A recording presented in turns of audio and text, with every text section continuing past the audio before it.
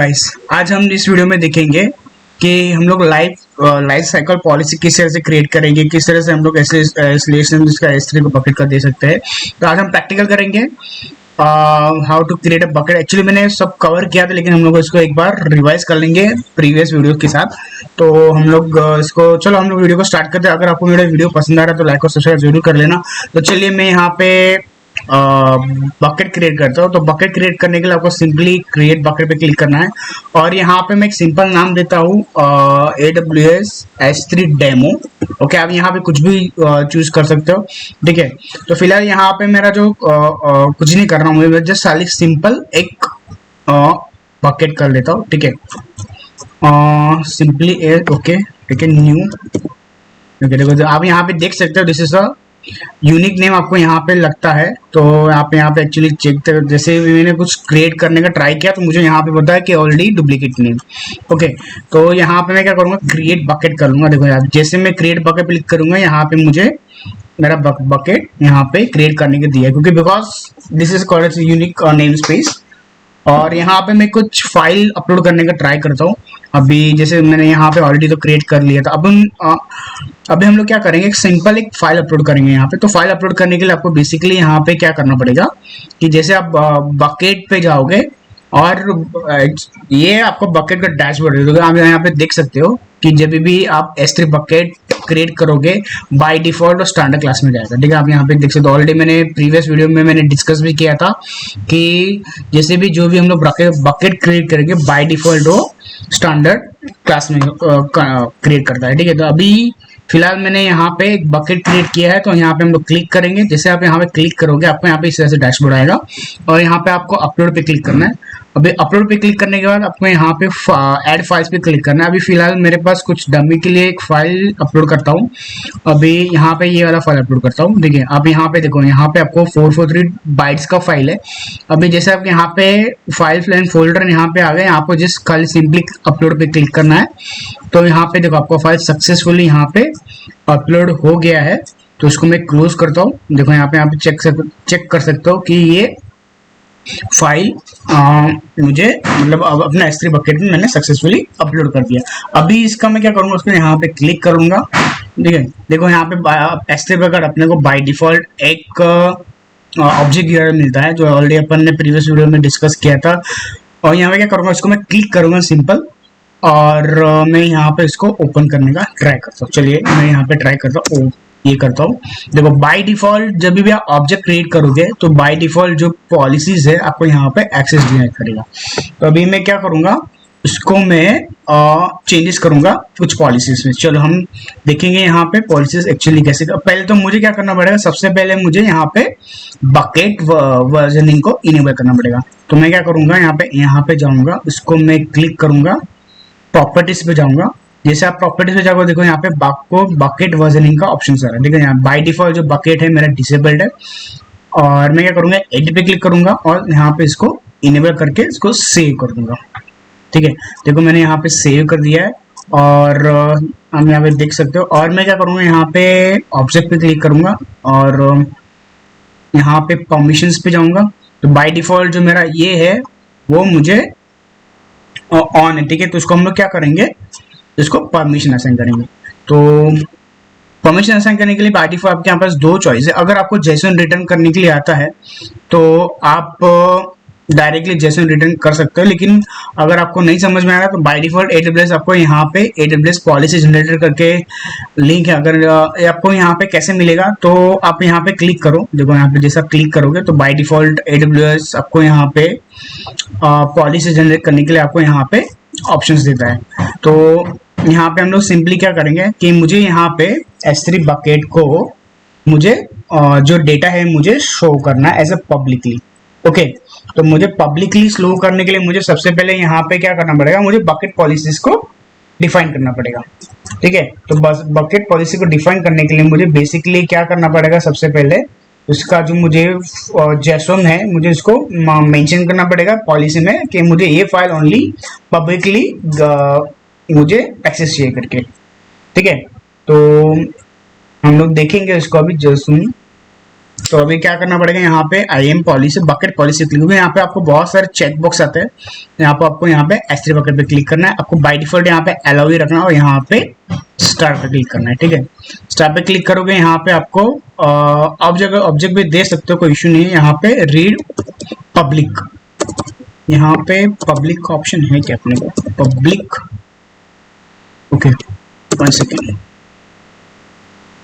यहाँ पे अभी बेसिकली मैं क्या करूंगा, यहाँ पे मुझे एक पॉलिसी रिटर्न करनी पड़ेगी। सबसे पहले मैं क्या करूंगा उसका, ठीक है चलो हम स्टार्ट करते हैं पॉलिसी लिखना। यहाँ पे मैं क्या करूंगा, उसको डिबल करूंगा और सबसे पहले तो आपको अगर मुझे थोड़ा बहुत वर्जनिंग करना मतलब पॉलिसी लिखने को आता है तो मैं क्या करूंगा, यहाँ पे बाय डिफॉल्ट में पॉलिसी लिखना स्टार्ट करता हूँ मैं। और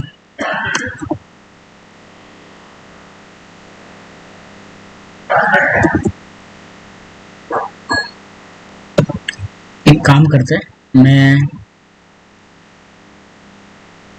अब यहाँ पे देख सकते हो, देखो मैंने यहाँ पे पॉलिसी लिखी है।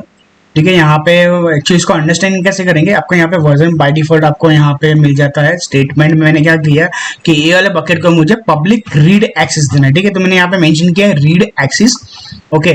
और इफेक्ट मैं यहाँ पे क्या करूंगा, अलाउ करूंगा प्रिंसिपल यानी स्टार यानी जो भी इसके अंदर कंटेंट रहेगा वो मुझे यहाँ पे देखने को मिलेगा। ठीक है, अब एक्शन में मैंने यहाँ पे क्या किया, गेट ऑब्जेक्ट कहाँ से, ये रिसोर्स नेम। तो बाय डिफॉल्ट जब भी आप AWS का पॉलिसी आप S3 बकेट का पॉलिसी रिटर्न करते हो तो आपको यहाँ पे ये ARN नंबर आपको यहाँ पे मेंशन करना पड़ता है। चलो लेट्स ट्राई।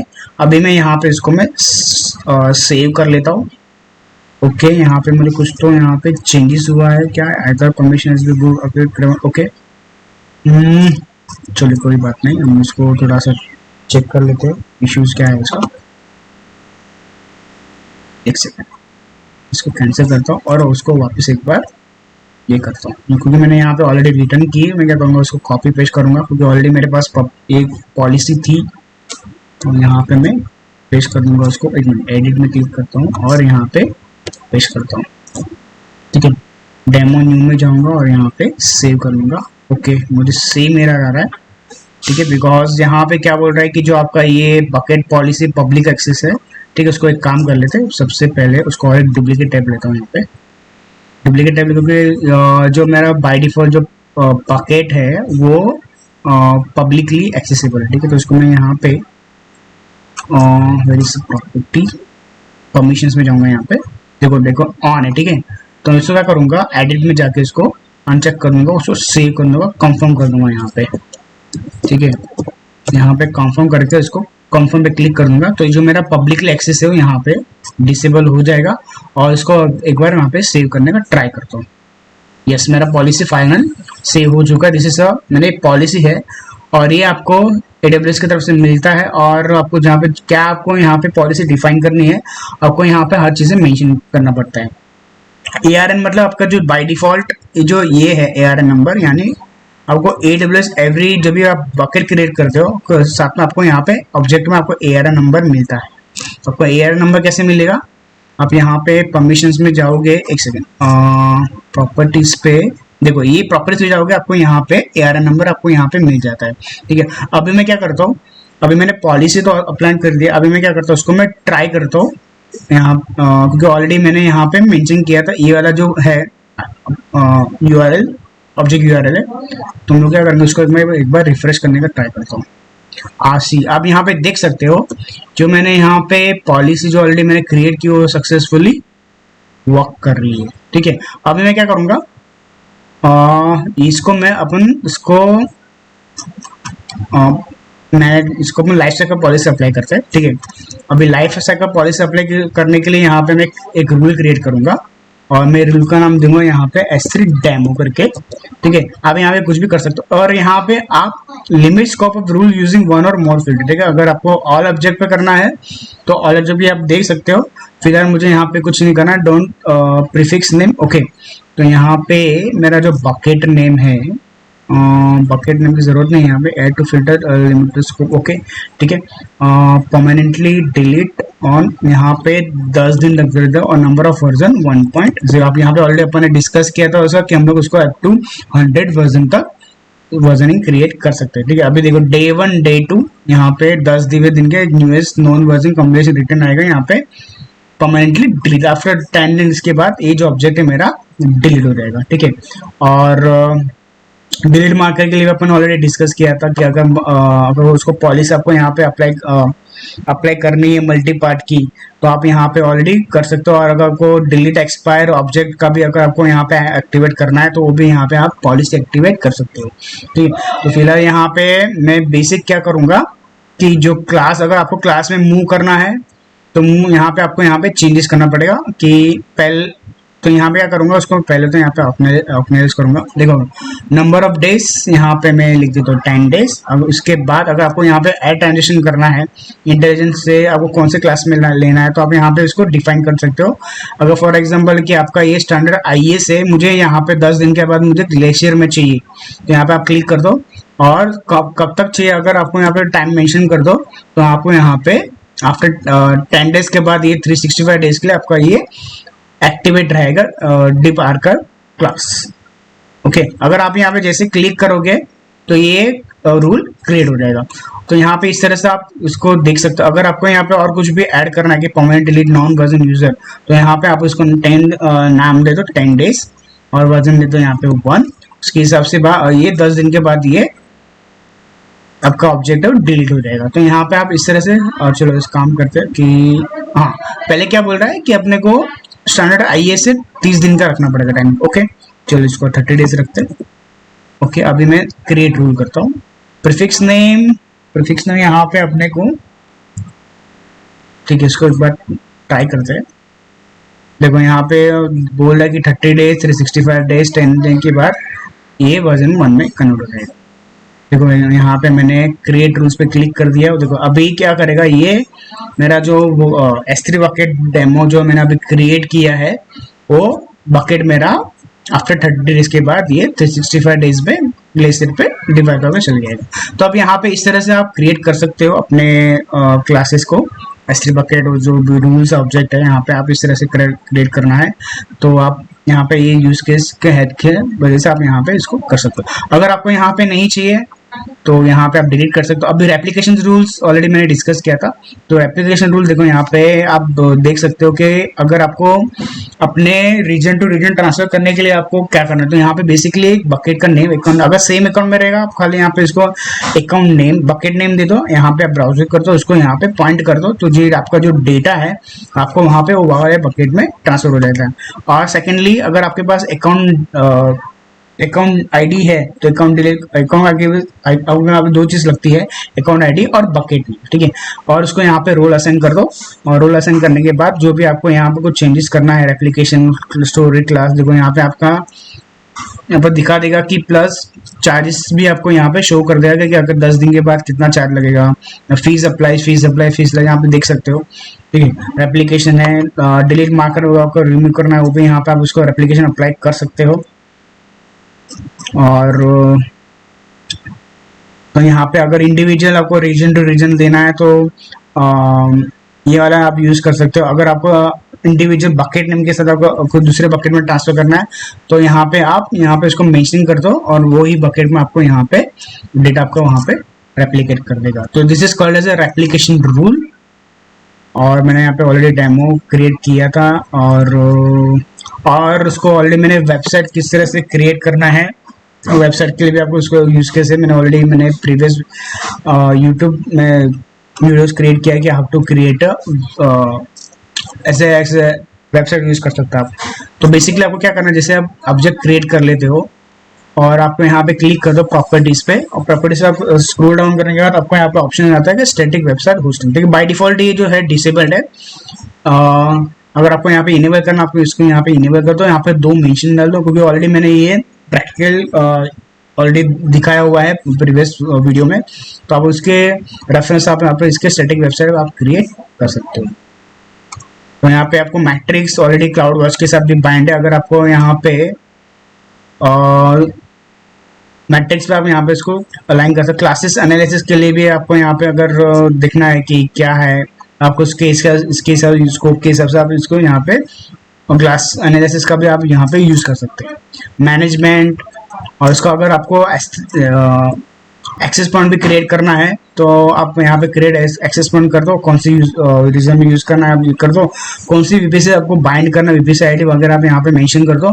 और अगर आपको ARN आपको यहाँ पे मेंशन करना पड़ेगा और पॉलिसी आपको यहाँ पे लिखनी पड़ेगी उसके लिए, तो आप यहाँ पे इस तरह से आप मेंशन कर सकते हैं। और फिलहाल मुझे यहाँ पे